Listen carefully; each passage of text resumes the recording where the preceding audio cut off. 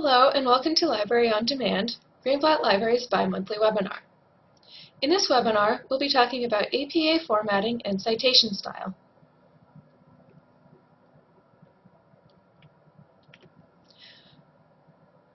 What is APA style?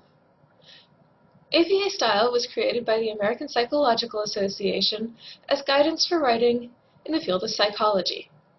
It includes guidelines for linguistic style, how to organize a paper, and how to format citations. Although it was originally created for the field of psychology, many other fields began using it, and the most recent edition of the Publication Manual of the American Psychological Association has broadened to make the style easier to use for multiple fields.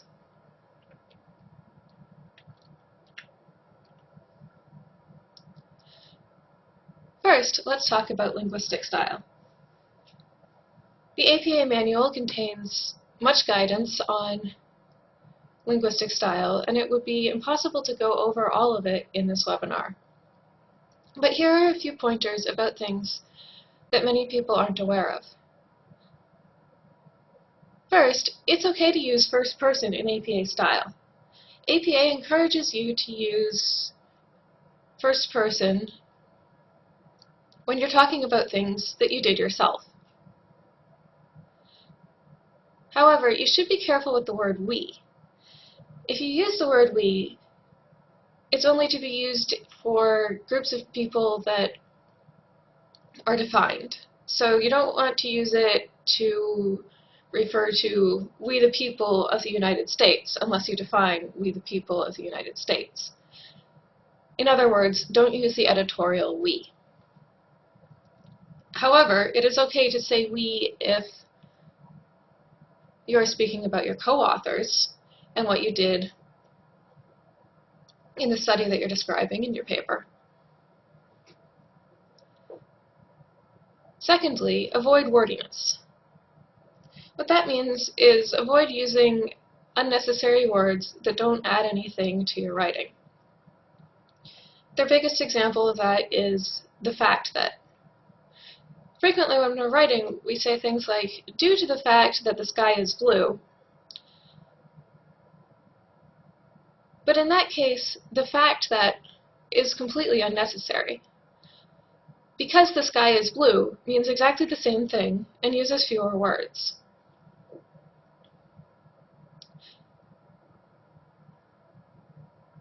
APA style also would like you to avoid using bias as much as possible in your writing. There is a lot of guidance in the APA manual about how to avoid sounding biased against specific groups in your writing, particularly ethnic groups, racial groups, and LGBT groups. So if you're going to be writing about one of those groups, it's a good idea to look up guidance in the APA manual about how to talk about them. And of course, when you're writing, use active voice. Active voice is much easier to read than passive voice, so your readers will appreciate it.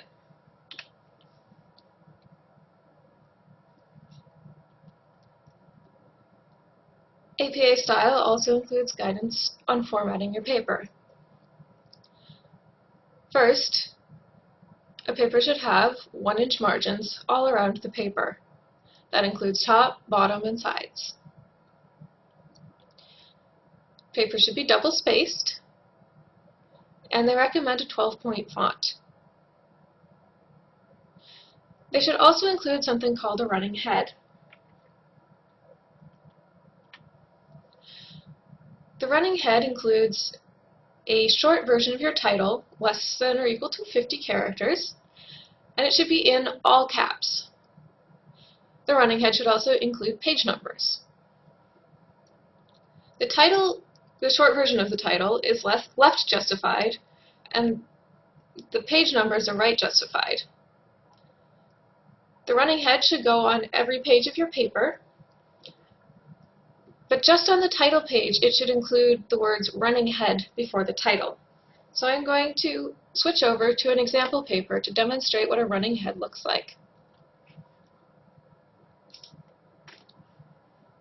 So here is my sample paper, and you can see that up in the header I have running head and a short version of my title, which you can see farther down the page is a little bit longer, and a page number. And then if I go down to my second page, you can see that I have a different header. Everything is the same except that I don't have running head before the title.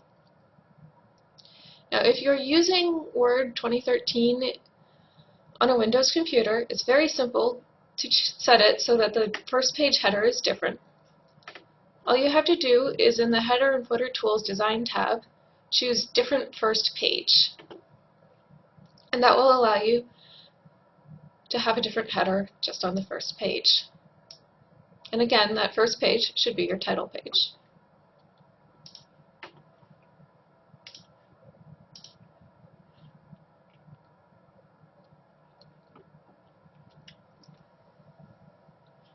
So in addition to a running head, your title page includes the full title of your paper, which should still be brief,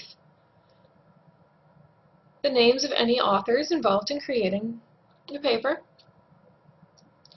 and the affiliations of any authors involved. So,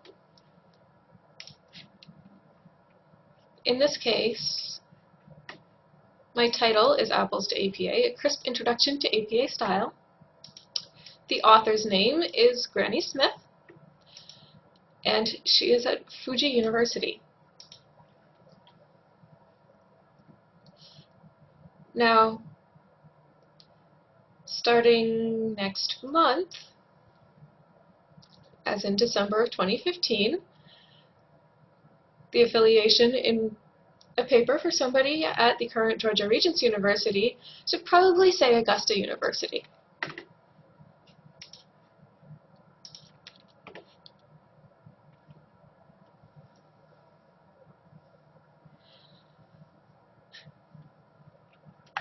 Oh, and one more thing about title pages.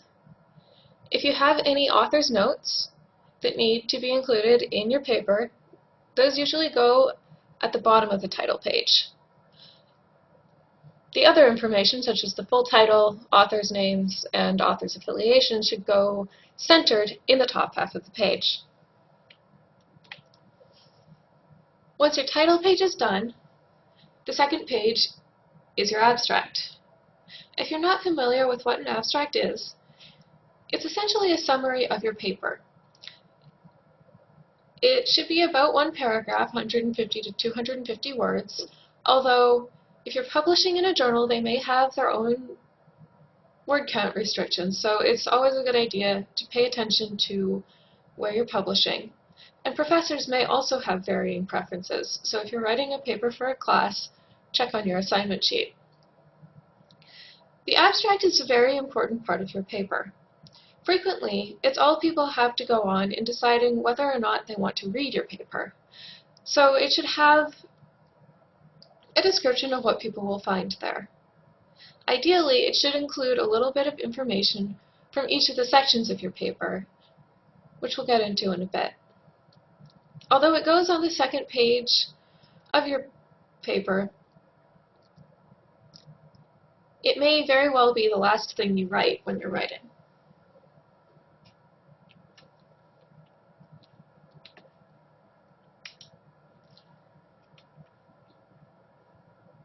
Here is my sample abstract of my paper.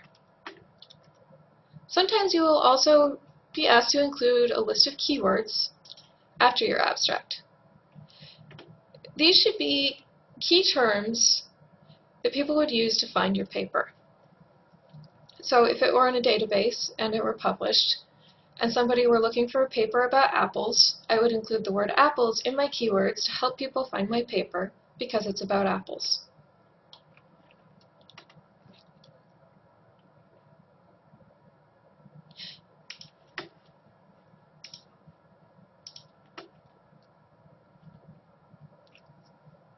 After After the abstract comes the body of the paper, which should start on yet another page. So now we're on the third page of the paper. APA has guidance on the type of sections that should be included in papers depending on the type of publication. So for example, if you're writing a paper about a single experiment that you did, the sections they would include are introduction, method, results, and discussion. If your paper isn't a single experiment, those headings don't really make sense. So consult the APA manual for which headings to use. Again, journals and professors will have different standards for what should be included, so consulting those is also a good idea.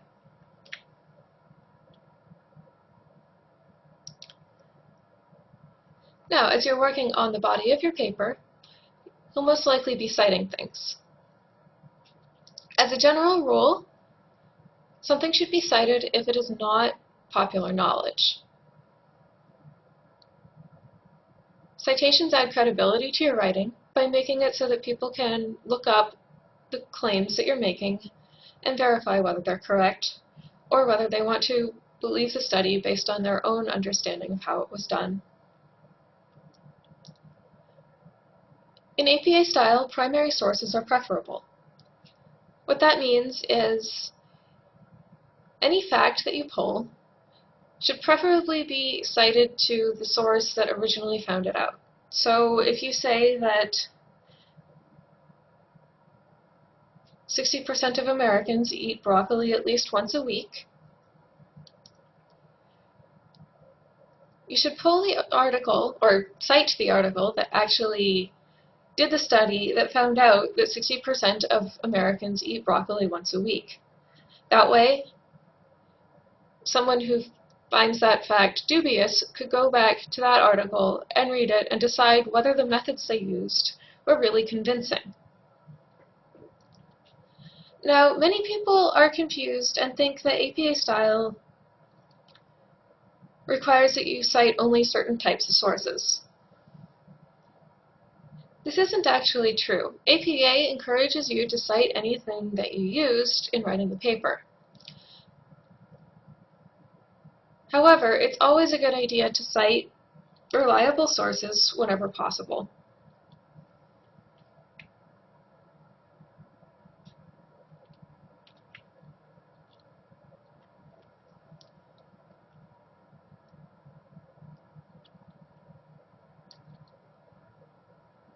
The basic format for in-text citations is to include the author name and the year, and in some cases the page number.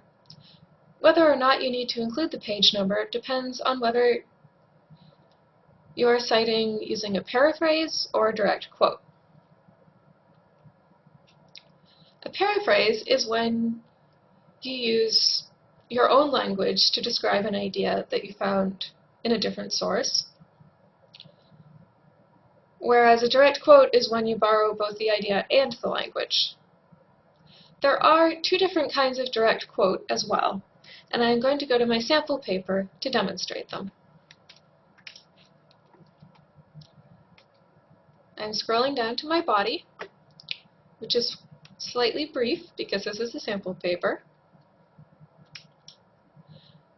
And in my first example here, I have a paraphrase. That means that the source that I am citing here said that apples have been eaten for centuries, but they said it in a different way than I said it, with different words.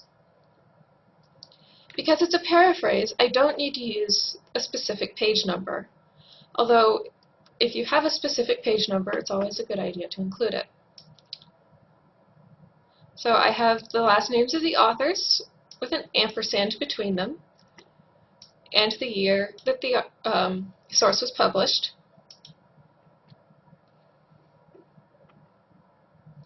The second one here is a direct quote. And because it's a short direct quote, I put it in the text in quotation marks. It's okay to do that as long as your direct quote is 40 words or less. If it's more than 40 words, you need to do a block quote. When you do a block quote, start on a new line and indent all of the text of the paragraph to where you've got your paragraphs indented in the article or the paper. Now, if you have a short direct quote, the citation should come before the period. However, if you have a block quote, the citation comes after the period and doesn't have a period after it.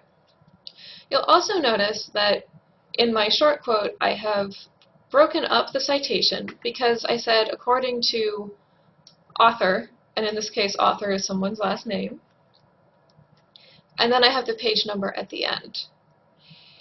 If you mention the author's name in the text, put the year of publication after the author's name in parentheses, then the quote, and then include the page number afterward.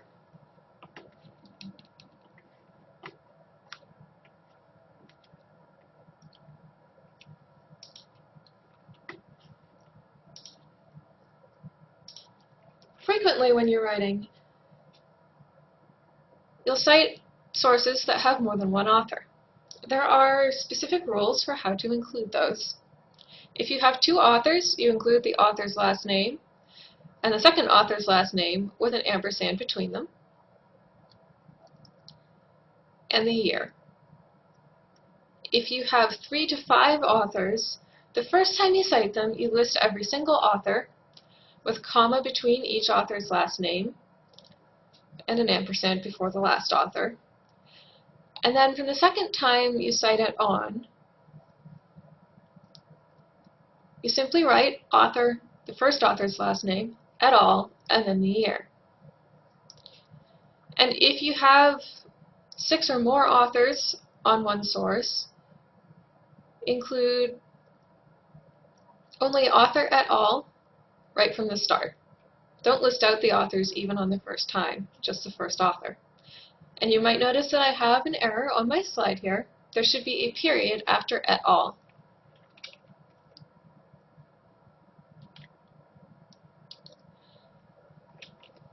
Something else that comes up a lot in writing are group authors. Sometimes a source will be written rather than by a list of individual people, by a group, for example, the American Psychological Association. If it is a very well-known group, and you're going to cite the source more than 3 times, it's okay to use an abbreviation when you're citing the source to save space. The first time you cite it, spell out the name, the full name, and then include the abbreviation in brackets after the name. And then starting with the second time you cite it, only include the abbreviation. However, when you get to your reference list, the full name of the group author should be spelled out.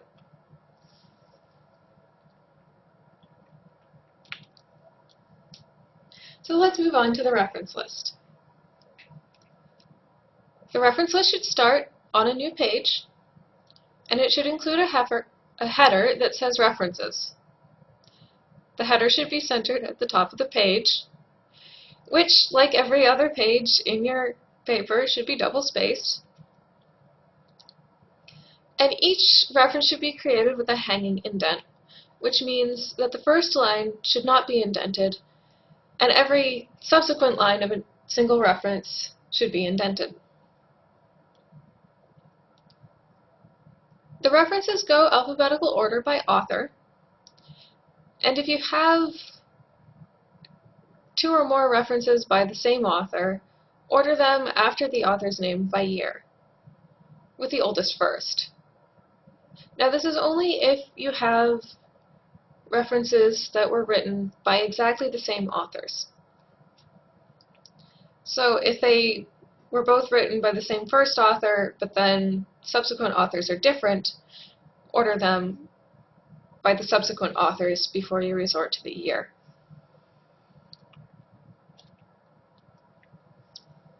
In your reference list, only only the first words of titles should be capitalized, as well as the first word after a colon and proper nouns. The only exception is for periodical titles, like journal or magazine titles, which should be written and capitalized just the way the journal writes them. So for example, the Journal of Midwifery and Women's Health would be capitalized the way I have it below, and because they have an ampersand in their title, it should go into the reference list with the ampersand. If they spelled out "and" in letters, then I would spell it out "and" in letters in the reference list.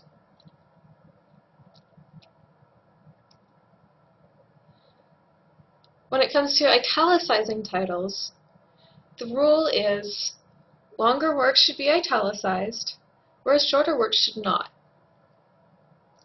So book and journal titles are italicized, but titles of journal articles are not italicized. Now this is only for the reference list. The rules for writing in the body of a paper are different.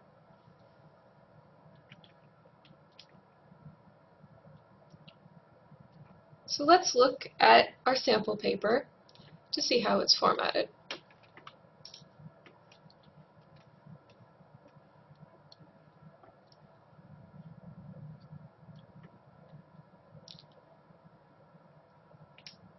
So here I have a reference, and you may not know it yet, but this is a reference to a book. So my title is italicized. The first word is capitalized. The first word after a colon is capitalized. And American is capitalized because it's a proper noun. The second reference is to a journal article. So the title of the article is not in italics, but the title of the journal is. If you're citing a periodical, the volume number after the title of the journal or magazine is italicized, but the issue number is not. We'll get to that in a bit.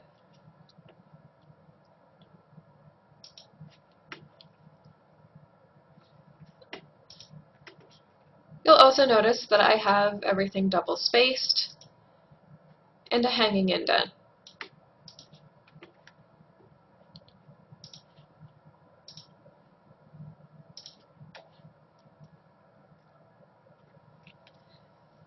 So now I'm going to go over a few of the common things that people cite. The first is a journal article. Ideally, most of your citations should be to journal articles. The basic format for a journal article citation is the author's names listed out, and they should go in the same order that they are in the article. Last name, comma, initials, comma, next last name, and so on until you get to the end. And even if there are only two authors, there should be a comma before the ampersand. After the author's names, include the year of publication, in parentheses, and then a period. Then the article title. Again, the article title should not be italicized. The journal title, which is italicized, the volume number in italics, then the issue number, not in italics, and the page numbers of the article. If there is a DOI, include the DOI. If there is no DOI, include the website that you found the journal article on, and say retrieved from. So retrieved from, colon, and then the URL. If you've read the journal article in print, so if you picked up the paper journal article and read it, then it's not necessary to include a DOI or a web address. However, do make sure that you really are citing the print version of the article, because frequently the ones that go online have slightly different content. Let's talk about that DOI for a second. Sometimes people are confused with DOIs in APA format. So we need a little bit of an explanation of what they are and why there's confusion about them. DOI is short for Digital Object Identifier, And they were created relatively recently as a way to get around the issue of what we call link rot, which is when you use a URL to something, sometimes the URL changes, and then a year or two after you've published your paper, suddenly all of the URLs that you included don't work anymore. The DOI was created sort of as an online version of an ISBN, where it directs you to a single object even if it has changed places. It's particularly useful with journals, which frequently register to have DOIs, so that when their URL changes, they can have people redirected to their new site. So a DOI is a much more reliable thing to refer to than a URL. When the current APA manual was published, which was back in 2010, and we're of course talking about the 6th edition, the recommendation from the people who created DOIs was to cite them using DOI, colon, and then the number. So you can see in the first of the 2 example DOI bullet points what the DOI looks like. It's usually a number, it starts with 10, and then it has a decimal, and then a slash, and some combination of letters and numbers after it. However, since the APA manual was published, the group that created DOIs has changed their recommendation, and now they recommend using a DOI in URL format.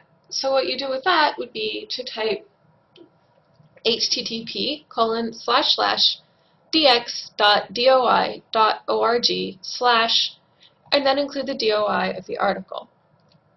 The reason for that is that when you copy and paste a DOI URL like that into your web browser, it'll redirect you straight to the journal's website, which is very convenient.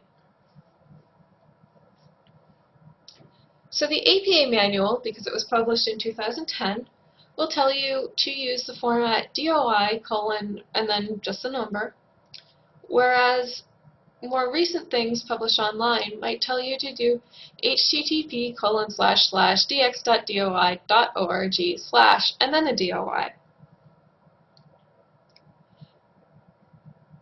According to the APA Style blog, which I'll link later in this presentation, it's okay to use either. However, pick one or the other for an individual paper.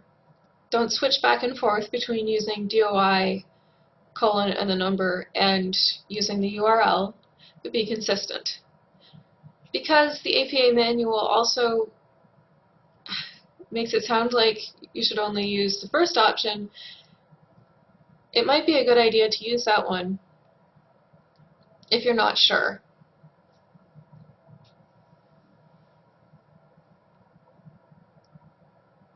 However, both options are valid.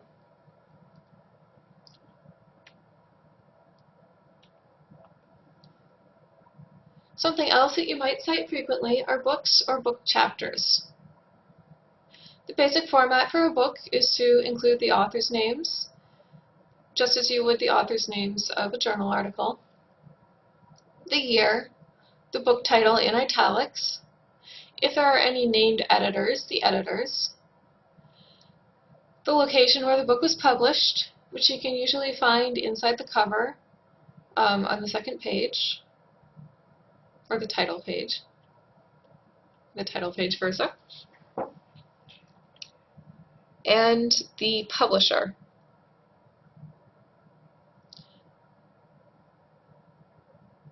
Now, if it's not the first edition of the book, you include the edition number after the book title and before the period. So it would be book title, comma, and then the edition number in parentheses. A book chapter you cite using the author's names of the chapter, the year that the book was published, then the title of the chapter, which is not in italics because it's short, and then in and the authors or editors of the book as a whole, the title of the book, which is in italics because it's longer, the pages of the chapter specifically that you're citing, and then, of course, the location and the publisher.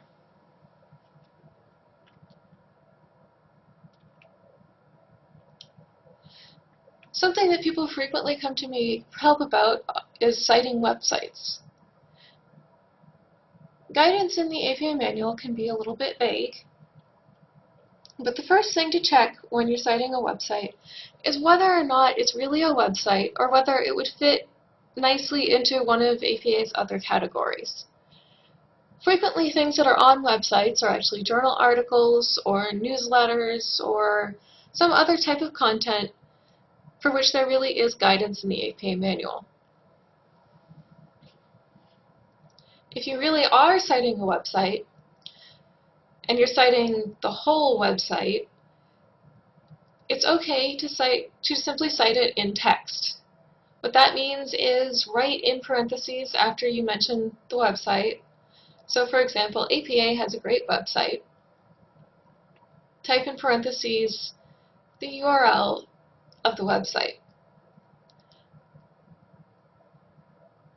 If you choose that option, you don't need to include a citation or a reference in the reference list.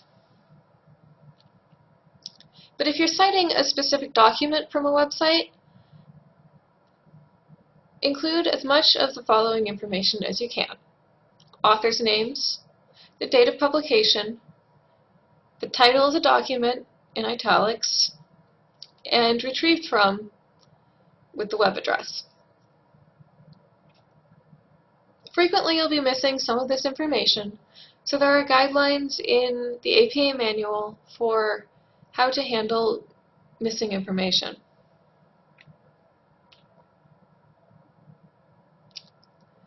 Now the listing of authors and references is pretty simple, but there are some funny rules when you get to 7 authors.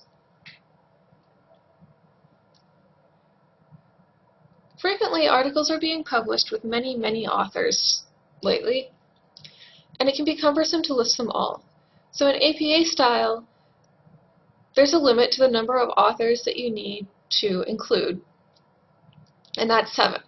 However, in some fields, it's customary for the most important author on an article to take the last spot. So the APA style has you list the first 6 authors listed, because often those are important authors. Then type an ellipsis and list the very last author that's listed. As you can see in my example in the second bullet.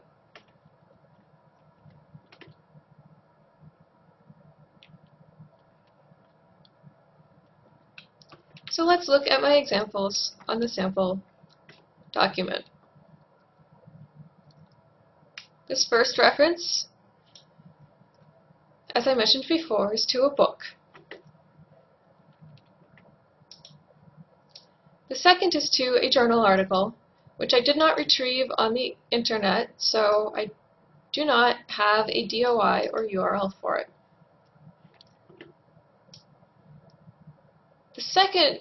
The third reference actually is to a journal article, but I did retrieve it online, so I have a DOI for it. Frequently the DOI is either on the text of the article itself, or it'll be on the journal's website. My last reference is to a website, so you can see that I have the author's name, and in this case the full date, because if there is a full date available, it should be included for a website. The title, and where I found it.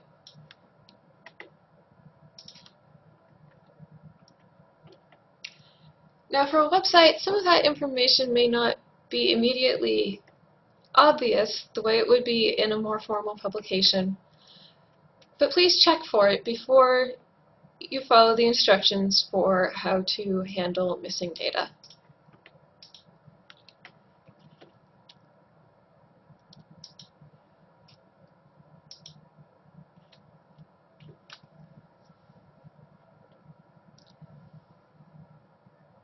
So that covers everything I wanted to discuss about APA today.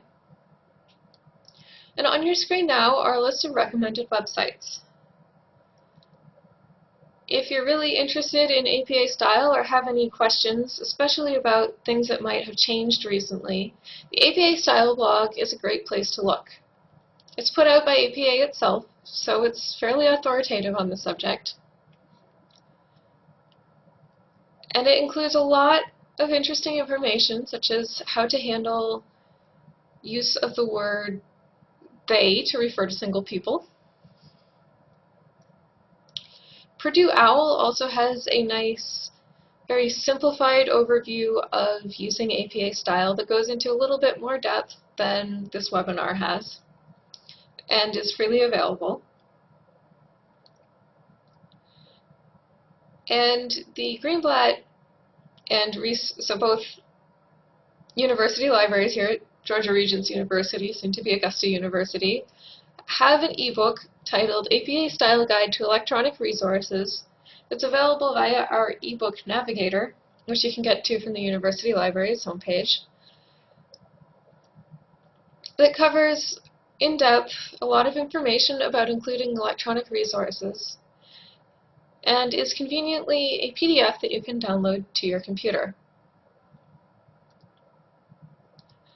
In addition to these websites, I also strongly recommend the publication manual of the American Psychological Association, which is a book that we have copies of in reference at both of the university libraries in the Augusta campuses.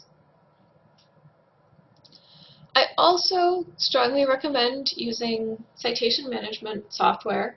If you're a health sciences affiliate at GRU, you can get a program called EndNote from the IT desk. And EndNote is a way to manage your citations that works with Word so that you don't have to handle a lot of the formatting yourself. It does a lot of the formatting for you when you're writing a paper, which can be very convenient, especially if you're going to be citing the same source multiple times. And if you're not one of our health sciences students, faculty, or staff, there are a lot of free citation management programs if you don't want to pay for EndNote that are also very useful. Some of those include Zotero is a pretty popular one.